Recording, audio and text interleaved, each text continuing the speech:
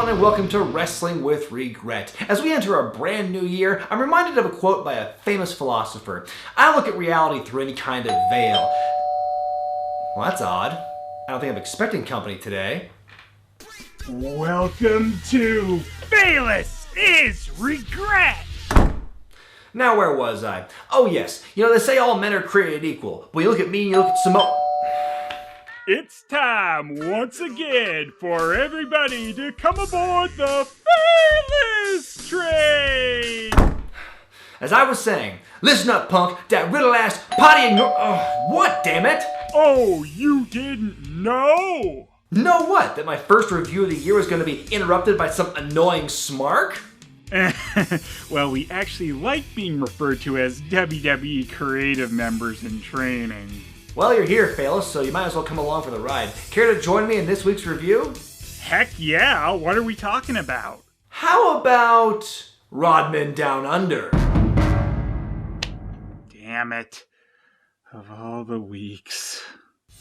Rodman Down Under was the tagline for Superstars of Wrestling, a pay-per-view event held by the extremely short-lived iGeneration Wrestling in Sydney, Australia in the year 2000. The show was filmed in the middle of the Fed's one and only summer tour of the continent. The main event here featured former NBA star Dennis Rodman versus Curt Hennig for the company's World Championship, and it went about as well as you might expect. Along with that bizarre-sounding match, we were also treated to a cavalcade of 80s and 90s wrestlers working well past their prime in a series of sloppy matches that were designed to hide their diminished ability, yet somehow exacerbated it. We're in for a real treat, folks. Well, of course, when the crack team at Digiview Entertainment puts out a DVD, you know you're getting some quality stuff. Brian, you okay?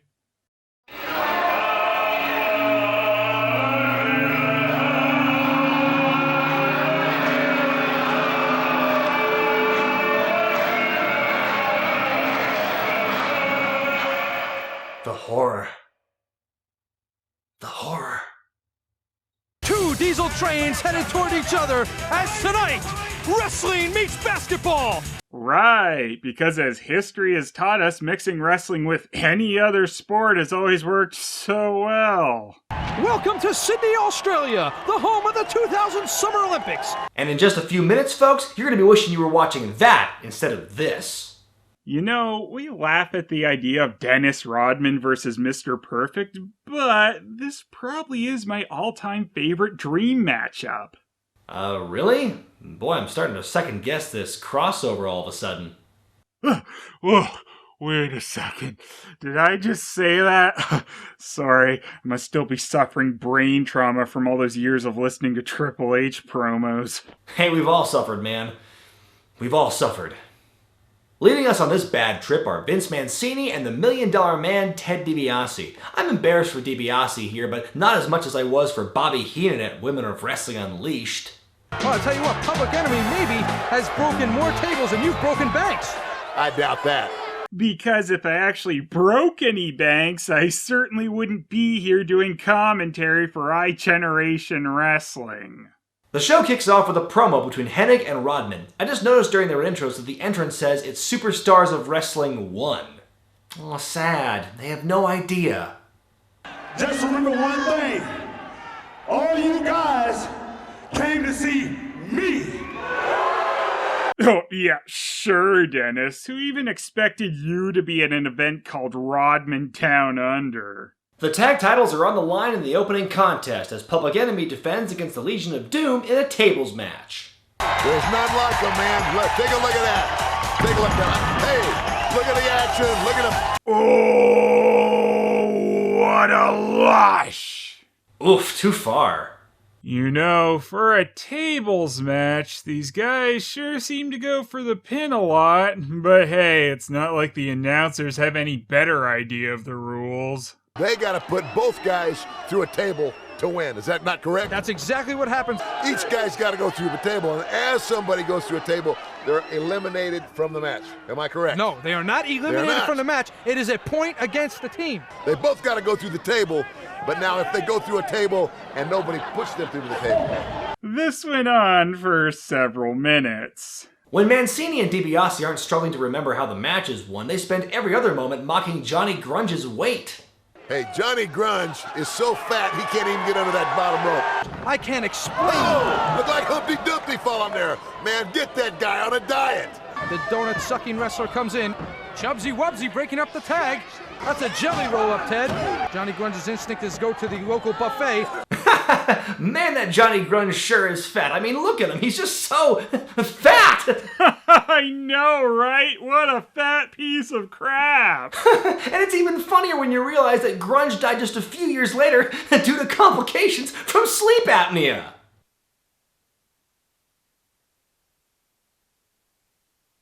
The Road Warriors win the match and titles by driving both Rock and Grunge through a table in the sloppiest way possible. The perfect exclamation point to end this match. After each match, we're treated to a routine by the I-Generettes. Each bland, interchangeable dance routine goes on for about 90 seconds, which is about 92 long. Hey Zane, do you know why the Nitro Girls were so great? Because most of their stuff happened during the commercials?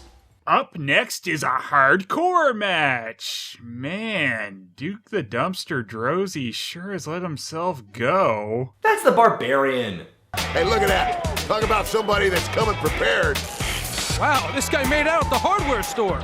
I wonder if Brutus Beefcake and his friends have some kind of running bet to see how many different names he can wrestle under before he officially retires. And what's with the color scheme? You know, you don't have to kiss Hogan's ass here, Brutus. He's not even at the show. This should be one heck of a matchup. Well, there's the first and only time someone said that about a beefcake match. But surprisingly, right now, Brute Force is holding his own against the Barbarian. Ooh, right in the dizzy Hogans. Beefcake and the Barbarian beat the stuffing out of each other with weapons all over the arena. It's a lot like the tag match we just saw moments before, only with slightly less athleticism. Here it comes! Step! Oh! It's a good thing you got out of the way of that one. Watch out! Those plastic steps weigh upwards of 4 pounds! In an ending sequence that would have made John Cena blush, the Barbarian kicks out of a stunner, a DDT, and a pile driver, yet's able to take out Brother Brutai with a weak shot to the head with a trash can lid. Maybe Brutus should have hit Barbarian with those titanium steel blades of his instead. The lighter fluid girls do their thing, then we go from objectifying women to portraying them as serious competitors in a women's match. This match pitting Brandy Wine and Sweet Destiny is mostly forgettable, with the exception of some ridiculous botches, and the appearance of Fred Ottman as the Sugar Daddy? Yeesh, Tugboat was a more dignified character.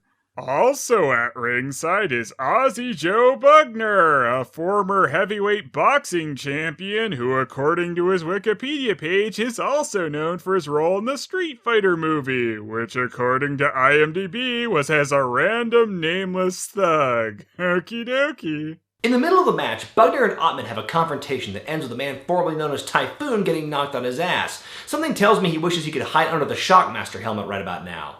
Speaking of fat guys with questionable former gimmicks, here's the one-man gang. Ready to make friends again. Thank each and every one of you idiots for that nice warm welcome.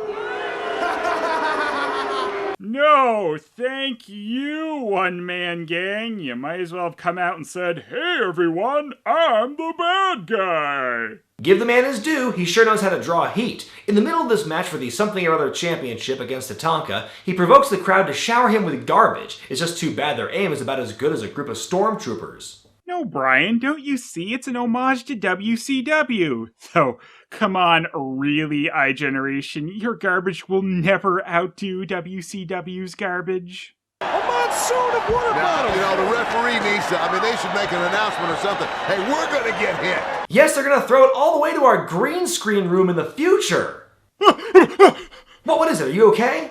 Oh, sorry.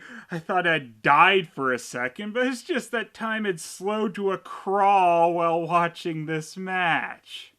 Well, I hear the music playing, and our champion is about to enter the ring. Yeah, that classic Kurt Hennig theme of generic crap that everyone has come out to tonight. Give me a cheap ripoff of the Mr. Perfect music any day. Oh, you mean like Sean Stasiak's old theme? Yes, perhaps I got a little ahead of myself.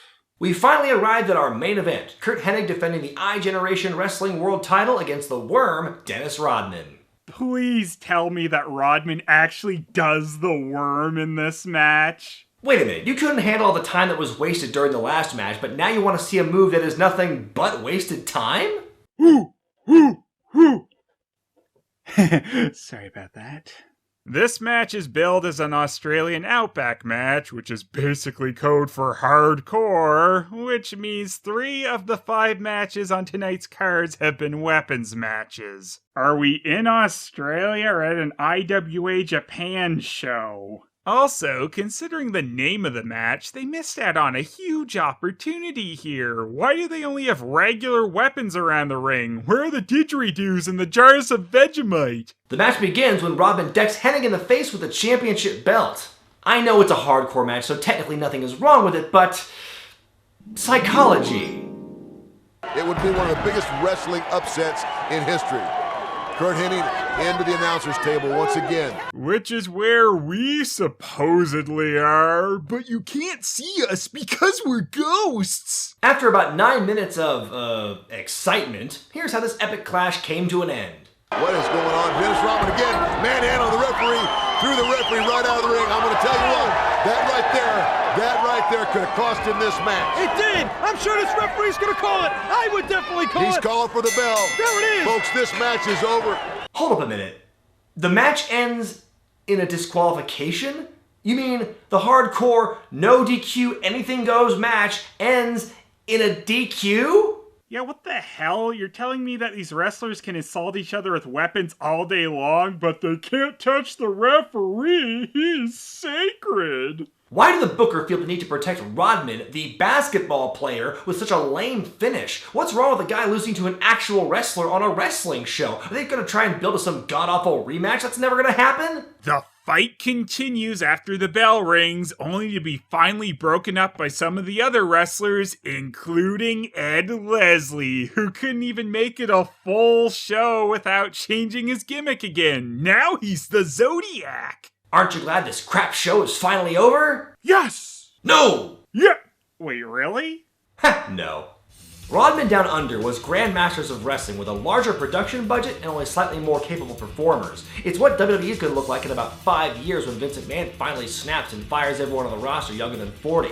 Wrestling legends appearing in the ring can be done effectively, but not when they're the only thing on the card. And no, that women's match doesn't count. DiBiase on commentary is one of the only high points of the show, but that means having to listen to his unbearable sidekick along with him. And for having to carry Rodman from the first segment to the last, Kurt Hennig looked really good. He looked in amazing shape compared to literally everyone else on the card. I don't know whether that was good for him or bad for iGeneration Wrestling.